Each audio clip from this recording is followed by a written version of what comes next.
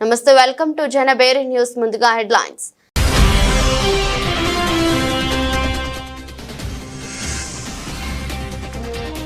నింపులు చిమ్ముకుంటూ నెంగిలోకి GSLV F-16 విజయవంతంగా కక్షలోకి NISAR.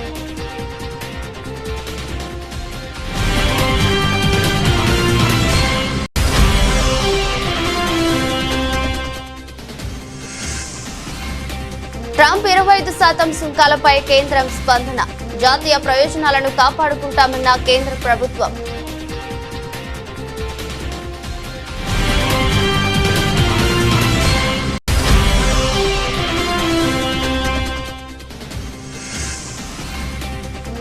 నాతో deal చేయండి, ప్రధానమంత్రి వస్తే ఇబ్బంది అవుతుంది. రాజ్యసభలో ఆపరేషన్ సింధూర్పై చర్చ సందర్భంగా అమిత్ షా ఆసక్తికర వ్యాఖ్యలు.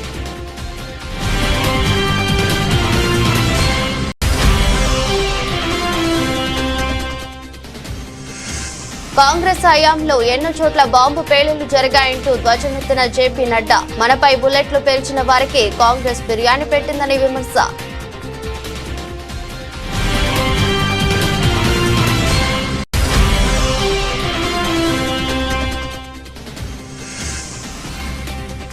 తెలంగాణలో పార్టీ మారిన ఎమ్మెల్యేల అనర్హత పిటిషన్పై సుప్రీంకోర్టు కీలక తీర్పు. ఈ వ్యవహారంలో స్పీకర్ 3 నెలల్లో నిర్ణయం తీసుకోవాలన్న సుప్రీంకోర్టు.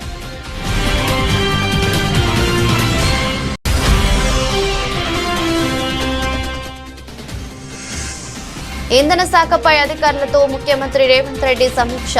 రాష్ట్రంలో కొత్తగా మరో విద్యుత్ పంపిణీ సంస్థ ఏర్పాటు చేయాలని ఆదేశించిన సీఎం.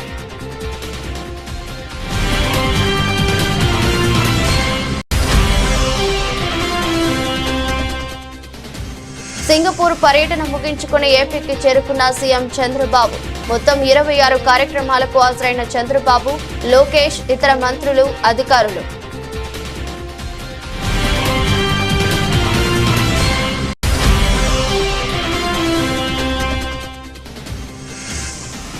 బనకచర్లకు అనుమతులు వచ్చేలా కుట్రలు చేస్తున్నారు. సీఎం రేవంత్ రెడ్డిపై మాజీ మంత్రి, ఎమ్మెల్యే జగదీష్ రెడ్డి ఆరోపణలు.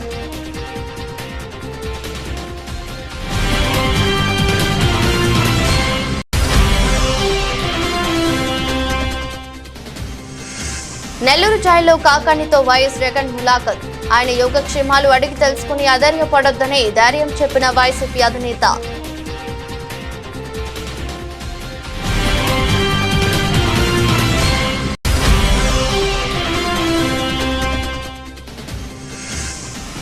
ప్రజ్ఞా ఠాగూర్ సహా 7 నిర్దోషులే. మాలేగావ్ పేలుడు కేసులో ముంబై కోర్టు సంచలన తీర్పు.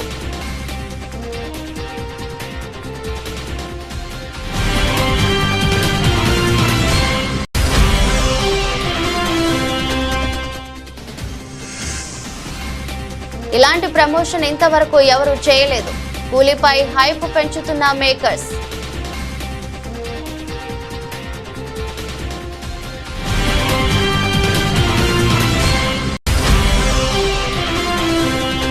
పహల్గామ్ ఉగ్రదాడి రాజకీయ కారణాల నేపథ్యంలో పాకీతో మ్యాచ్ ను బాయ్కాట్ చేసిన యువరాజ్ సింగ్ సేన.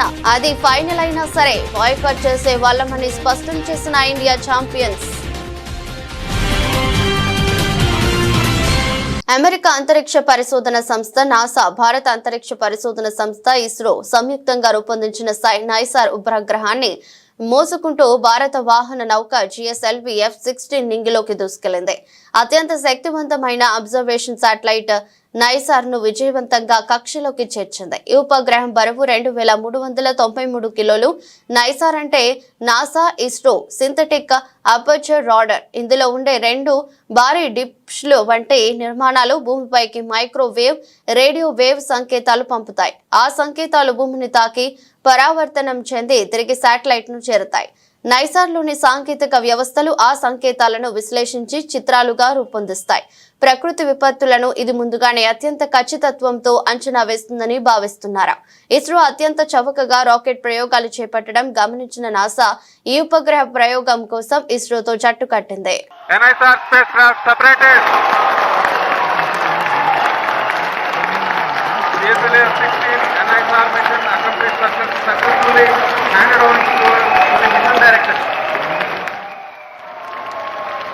जी हाँ, इसकी पुष्टि हो चुकी है। This is promotion Mission mission Director. पे सफलता प्राप्त की जा चुकी है। GSLV F-16 vehicle has successfully injected the NISR satellite into its designated injection orbit. The GSLV F-16 NISR mission is successfully accomplished.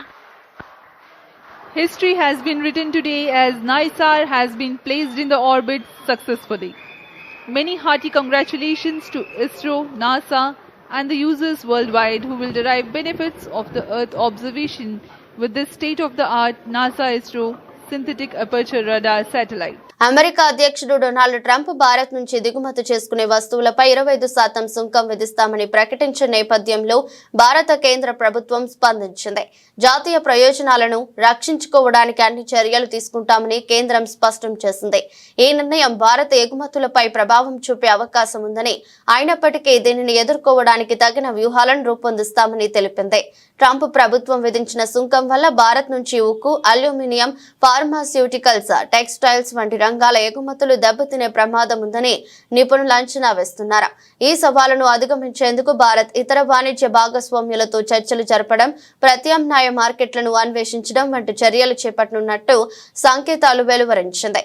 కేంద్ర వాణిజ్య మంత్రిత్వ శాఖ అధికారులు స్పందిస్తూ మన ఆర్థిక వ్యవస్థను బలోపేతం చేయడానికి, దేశీయ పరిశ్రమలను పరిరక్షించడానికి అవసరమైన అన్ని అడుగులు వేస్తాం, అంతర్జాతీయ వాణిజ్య నిబంధనలకు అనుగుణంగా ముందుకు సాగుతామని పేర్కొన్నారు. Today we are negotiating a trade agreement. Why are we negotiating a trade agreement? Because we have national interest at heart. We have national interest at heart and we are negotiating a trade agreement that will serve our national interest. So there should be no doubt that this government is fully committed to our national interest. We have the ability to stand up to wherever we have to, on whichever issue we have to. Operation Sindoor పై రాజ్యసభలో చర్చ సందర్భంగా కేంద్ర హోంశాఖ మంత్రి అమిత్ షా ఆసక్తికర వ్యాఖ్యలు చేశారు. తనతో డీల్ చేయాలని ప్రధానమంత్రి వస్తే ఇంకా ఇబ్బంది పడతారంటూ విపక్షాలను ఉద్దేశించి వ్యాఖ్యానించారు. సభలో ప్రధానమంత్రి మాట్లాడాలని డిమాండ్ చేశాయి. పీఎం అంటూ నినాదాలు చేశాయి. అమిత్ షా స్పందిస్తూ ప్రధానమంత్రి గురించి అడిగే వారి బాధను తాను అర్థం చేసుకోగలనని, కానీ ఆయన కార్యాలయంలోనే ఉన్నారని పేర్కొన్నారు. అన్ని విషయాలపై తాను మాట్లాడి పూర్తి స్పష్టత ఇస్తున్నప్పుడు ప్రధానమంత్రి నుంచి వినాలని అనుకోవడం ఏమిటని ప్రశ్నించారు. ప్రధానమంత్రి వస్తే మీకు ఇంకా ఇబ్బంది అవుతుందని సున్నితంగా హెచ్చరించారు.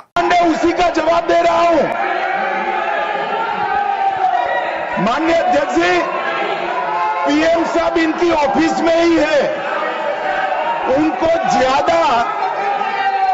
ज्यादा सुनने का शौक है क्या? भाई मेरे से निपट रहा है, काहे को प्रधानमंत्री जी को बुला रहे हो? और तकलीफ होगी।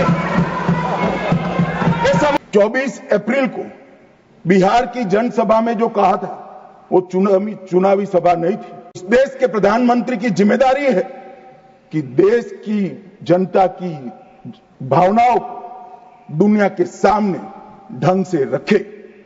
मैं कोट अनकोट उनके भाषण को पढ़ता हूं। मैंने 22 अप्रैल को पहलगांव का ये हमला केवल निहत्थे पर्यटकों पर नहीं बल्कि पूरे भारत की आत्मा पर हुआ एक दुस्साहसपूर्ण प्रहार।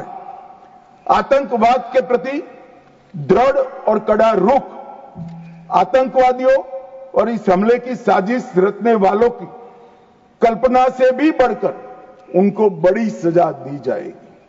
आतंकियों के बीच बची खुची जितनी भी भूमि है उसको मिट्टी में मिलाने का समय आ गया।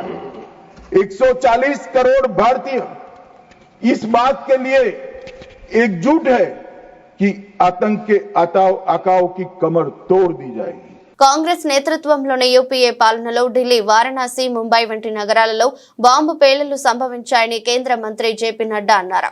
రాజ్యసభలో జరుగుతున్న ఆపరేషన్ సింధూర్ పై చర్చ సందర్భంగా మాట్లాడుతూ యూపీఏ హయాంలో బాంబు పేలుళ్లు జరగని నగరమే లేదని పేర్కొన్నారు. వారి పాలనలో ఉగ్రవాదాన్ని చూసి చూడనట్లు వ్యవహరించారని ఆరోపించారు. పహల్గాం దాడి తదనంతరం ఆపరేషన్ సింధూర్ పై ప్రశ్నిస్తున్న వారు గతంలోని తమ పాలనను గుర్తుకు తెచ్చుకోవాలని కాంగ్రెస్ ను ఉద్దేశించి వ్యాఖ్యానించారు.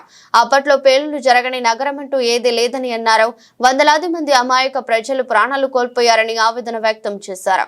అయినప్పటికీ ఉగ్రవాదాన్ని అరికట్టేందుకు వారు ఎలాంటి చర్యలు తీసుకోలేదని ఆయన విమర్శించారు. Delhi serial bomb blast 29th October 2005, Sarojini Nagar, Paharganj, Govindpuri, Delhi करने वाले लश्कर तौयबा के कितने लोग मारे गए? 67। इंजर्ड कितने हुए? 200। और दिवाली के पहले ये बॉम्ब ब्लास्ट हुआ, ठीक दिवाली से ठीक पहले। आप समझिए, उस समय की कल्पना कीजिए और उस समय की सरकार की इनसेंसिटिविटी को समझिए। No action was taken.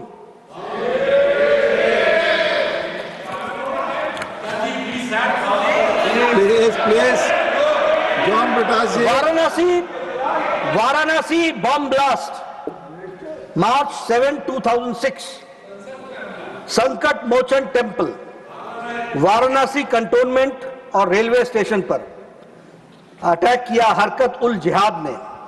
मरने वालों की संख्या 28, हताहत हुए 100। No action was taken. Mumbai train bomb blast 11th July 2006, Indian Mujahideen Lashkar Taiba और उन्होंने इंडियन मुजाहिदीन ने लश्कर तौयबा के साथ सहयोग करके इसको अटैक को किया। How many killed? 209, 209 लोग और 700 लोग हताहत हुए। इसके बाद एक जॉइंट एंटी टेररिज्म मैकेनिज्म बनाया गया और इसमें बनाने में, जिसमें स्टेट पॉलिसी ऑफ टेररिज्म कैसे बनेगा इसको तय किया गया। और ये తెలంగాణలో పార్టీ మారిన ఎమ్మెల్యేల అనర్హత పిటిషన్ పై సుప్రీంకోర్టు కీలక తీర్పు ఇచ్చింది. దీనిపై స్పీకర్ 3 నెలల్లో నిర్ణయం తీసుకోవాలని సీజే బిఆర్ గవాయ్ నేతృత్వంలోని ధర్మాసనం ఆదేశాలు జారీ చేసింది. ఈ వ్యవహారంలో తెలంగాణ హైకోర్టు డివిజన్ బెంచ్ ఇచ్చిన తీర్పును సుప్రీంకోర్టు కొట్టివేసింది.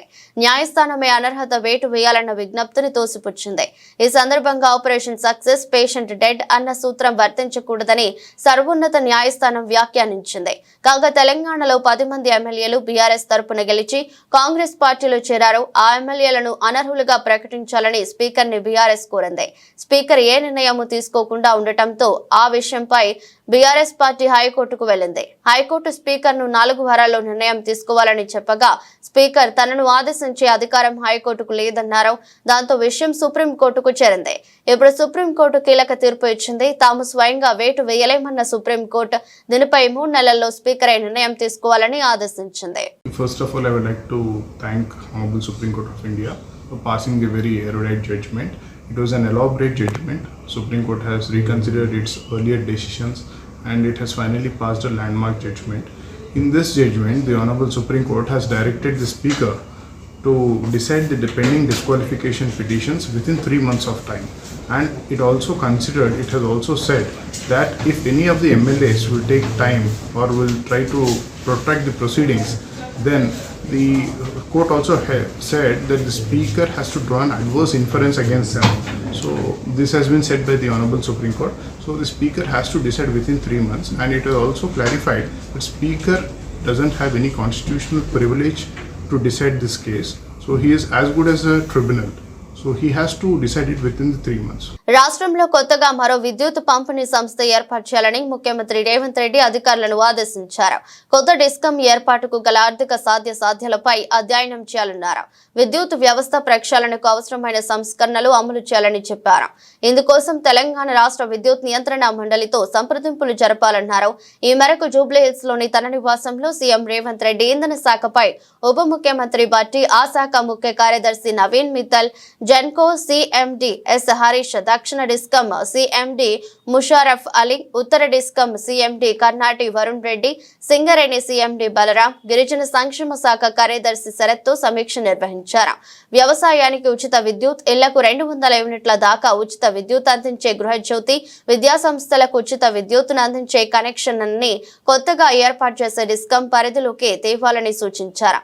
ప్రస్తుతం TG, SPDCL, TG, NPDCL BHEL ఉండగా కొత్తగా మరో డిస్కం రానుంది. దీనివల్ల ప్రస్తుత డిస్కంల పనితీరు మెరుగుపడి జాతీయ స్థాయిలో పరపతి పెరుగుతుందని సీఎం అన్నారు. డిస్కంల ఆర్థిక స్థితిగతులను మెరుగుపరిచేందుకు సంస్కరణలు తప్పనిసరి అని స్పష్టం చేశారు. ఆంధ్రప్రదేశ్ కు కొత్త పెట్టుబడులు, వేలాది ఉద్యోగ అవకాశాలను తీసుకొచ్చే సంకల్పంతో సింగపూర్ లో సుడిగాలి పర్యటన చేస్తున్న ముఖ్యమంత్రి నారా చంద్రబాబు నాయుడు గత రాత్రి విజయవాడ చేరుకున్నారు. రాత్రి 11:25 గన్నవరం విమానాశ్రయంలో అడుగుపెట్టారు. రాష్ట్ర ఆర్థిక భవిష్యత్తుకు బలమైన పునాదులు వేసే దిశగా సాగిన ఈ 4 రోజుల సింగపూర్ పర్యటనలో చంద్రబాబు, మంత్రులు నారా లోకేష్, పొంగూరు నారాయణ, టీజీ భరత్, ఉన్నతాధికారుల బృందం పలు అంతర్జాతీయ సంస్థలతో కీలక చర్చలు జరిపింది. ఈ పర్యటనతో రాష్ట్రానికి గణనీయమైన పెట్టుబడులు రావటం ఖాయమని అధికార వర్గాలు ధీమా వ్యక్తం చేస్తున్నాయి. సీఎం రేవంత్ రెడ్డి, నీటిపారుదల శాఖ మంత్రి ఉత్తమ్ కుమార్ రెడ్డి తెలంగాణ ద్రోహులని మాజీ మంత్రి సూర్యాపేట ఎమ్మెల్యే జగదీష్ రెడ్డి విమర్శించారు. ఆంధ్రకు నీళ్లు ఇచ్చేందుకు కాళేశ్వరం నింపకుండా, కన్నేపల్లి పంప్ హౌస్ ప్రారంభించకుండా తెలంగాణకు ద్రోహం చేస్తున్నారని మండిపడ్డారు. తెలంగాణ రైతులు బాగుంటే ఓర్వలేని CM Revanth Reddy AP CM చంద్రబాబుకు తొత్తుగా పనిచేస్తూ బనకచెర్ల ప్రాజెక్టుకు అనుమతులు వచ్చేలా కుట్రలు చేస్తున్నారని ఆరోపించారు.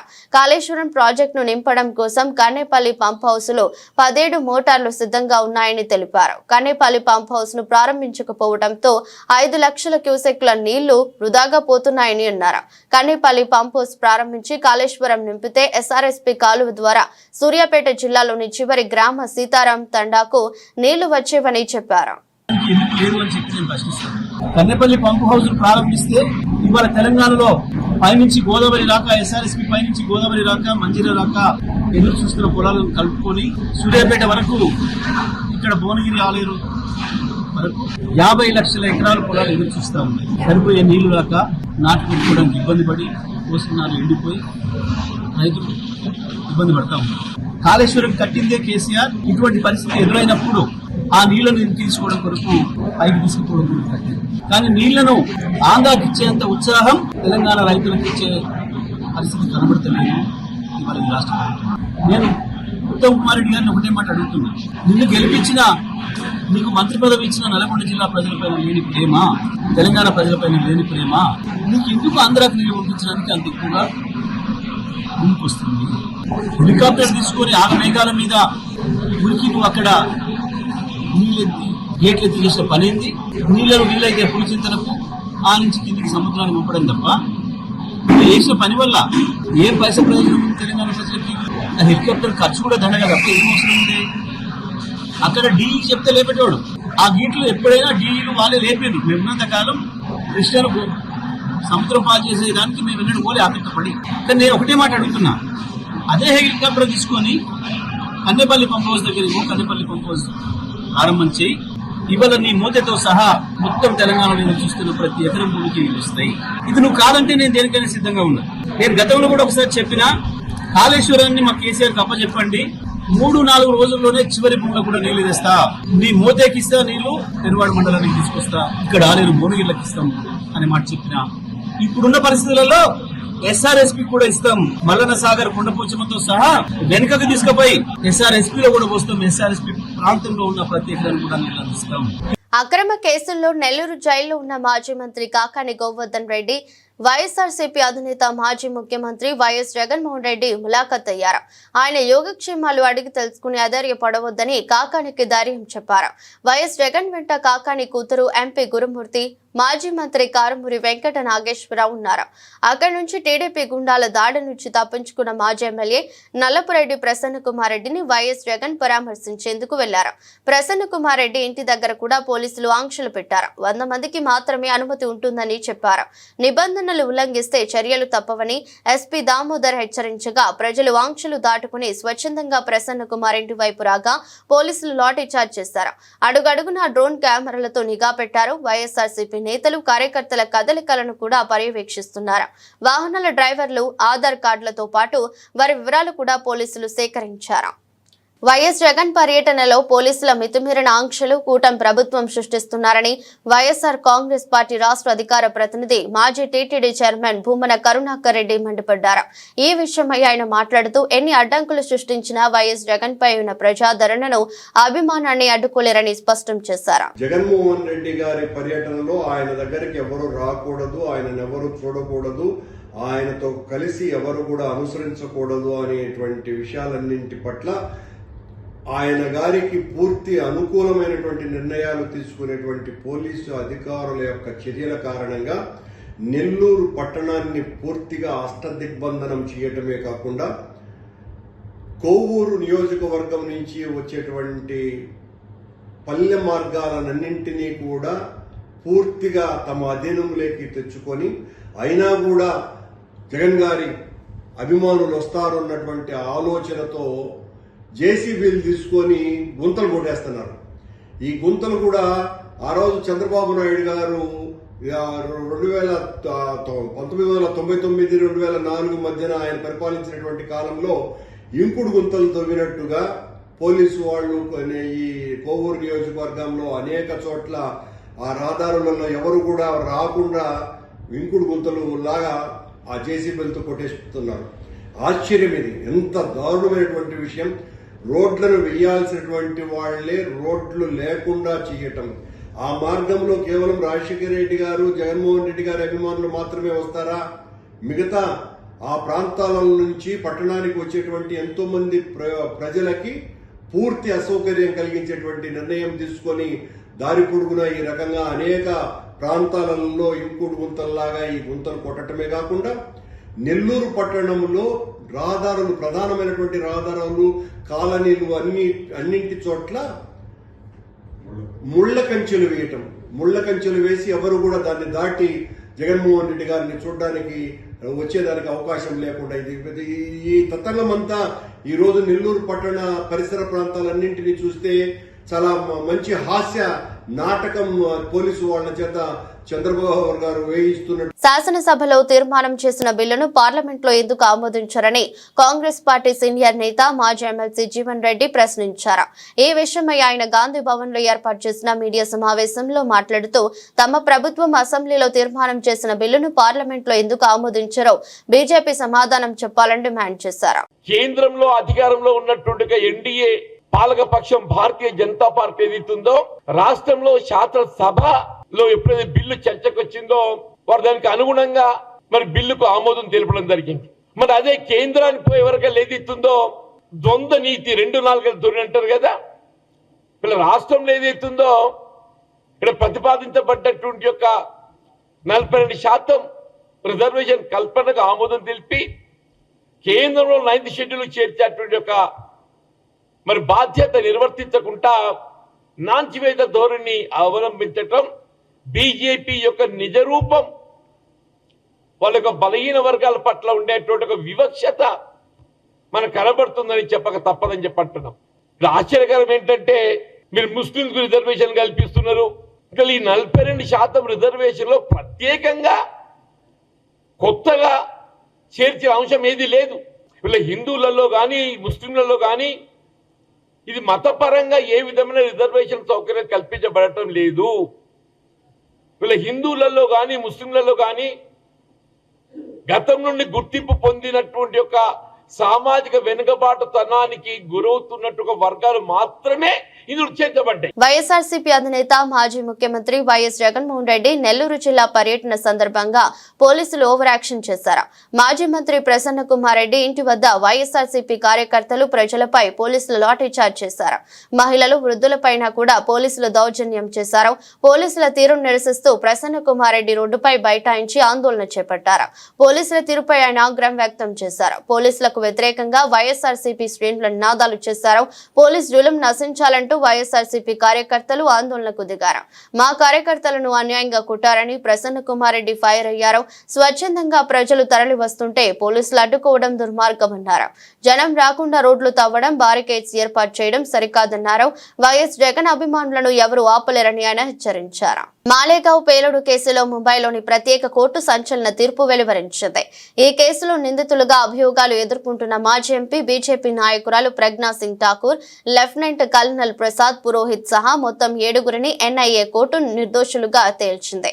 ఈ మేరకు గురువారం సంచలన తీర్పు వెలువరించింది. 2008 సెప్టెంబర్ 29న మహారాష్ట్రలోని నాసిక్ లో గల మాలేగావ్ లో మసీదుకు సమీపంలో భారీ పేలుడు సంభవించిన విషయం తెలిసిందే.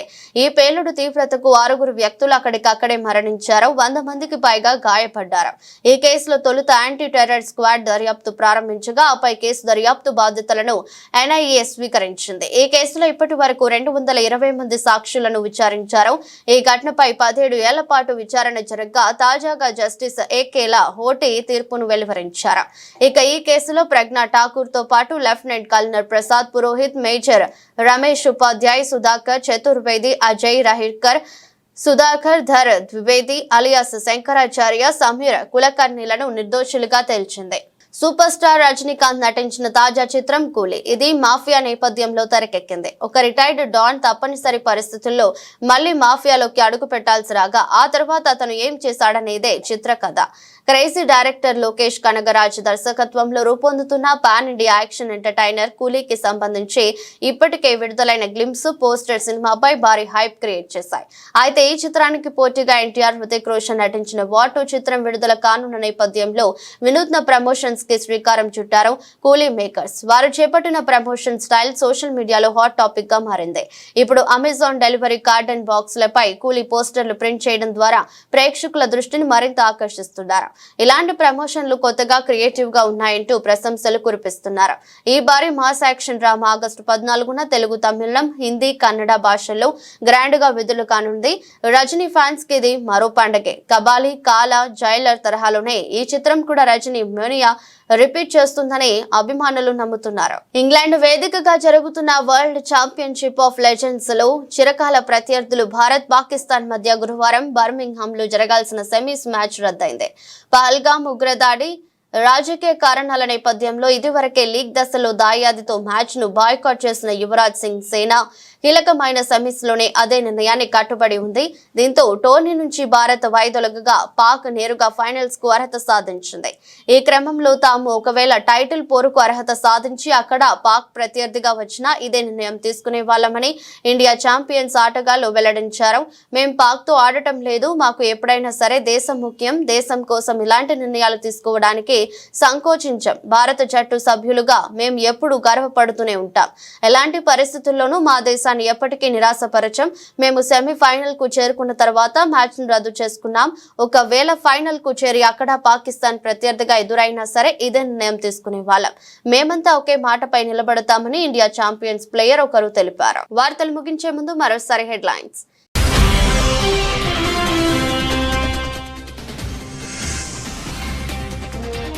నింపులు చిమ్ముకుంటూ నెంగిలోకి జిఎస్ఎల్వి, F-16 విజయవంతంగా కక్షలోకి నైసార్.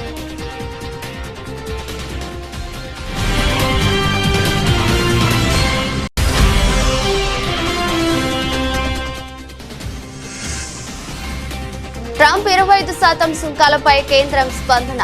జాతీయ ప్రయోజనాలను కాపాడుకుంటామన్న కేంద్ర ప్రభుత్వం.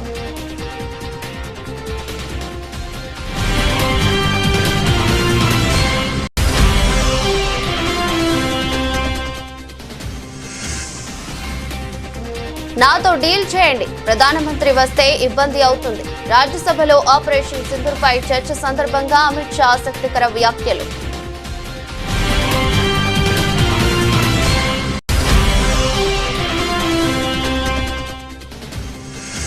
కాంగ్రెస్ హయాంలో ఎన్నో చోట్ల బాంబు పేలుళ్లు జరిగాయంటూ ధ్వజమెత్తిన జేపీ నడ్డా. మనపై బుల్లెట్లు పేల్చిన వారికి కాంగ్రెస్ బిర్యానీ పెట్టిందని విమర్శ.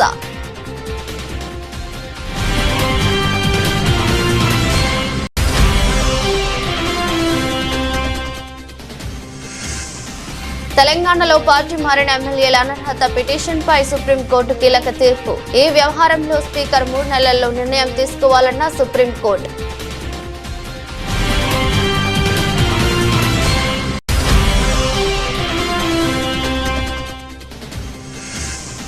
ఇంధన శాఖపై అధికారులతో ముఖ్యమంత్రి రేవంత్ రెడ్డి సమీక్ష.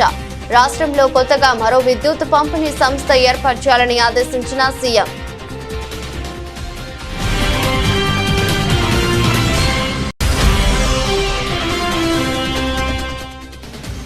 సింగపూర్ పర్యటన ముగించుకుని ఏపీకి చేరుకున్న సీఎం చంద్రబాబు. మొత్తం 26 కార్యక్రమాలకు హాజరైన చంద్రబాబు, లోకేష్, ఇతర మంత్రులు, అధికారులు.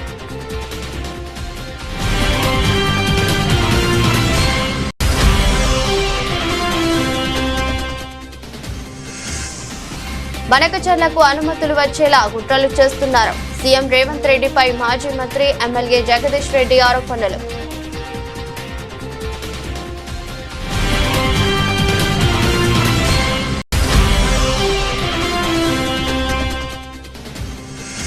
నెల్లూరు జైల్లో కాకాణితో వైఎస్ జగన్ ములాఖత్. ఆయన యోగక్షేమాలు అడిగి తెలుసుకుని అధైర్యపడొద్దని ధైర్యం చెప్పిన వైసీపీ అధినేత.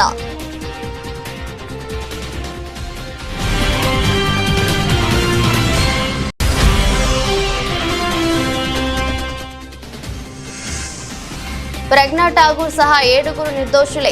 మాలేగావ్ పేలుడు కేసులో ముంబై కోర్టు సంచలన తీర్పు.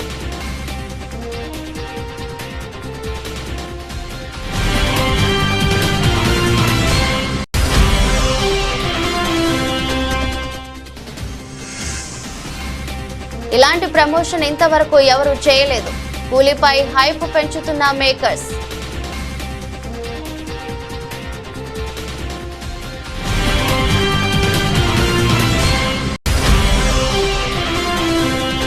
పహల్గామ్ ఉగ్రదాడి రాజకీయ కారణాల నేపథ్యంలో పాకీతో మ్యాచ్ ను బాయ్కాట్ చేసిన యువరాజ్ సింగ్ సేన అది ఫైనల్ అయినా సరే బాయ్కాట్ చేసే వాళ్ళమని స్పష్టం చేసిన ఇండియా ఛాంపియన్స్. ఇదరస్ట్ బులెటిన్ మరో బులెటిన్ లో మళ్ళీ కలుద్దాం. అంతవరకు సెలవు, నమస్కారం.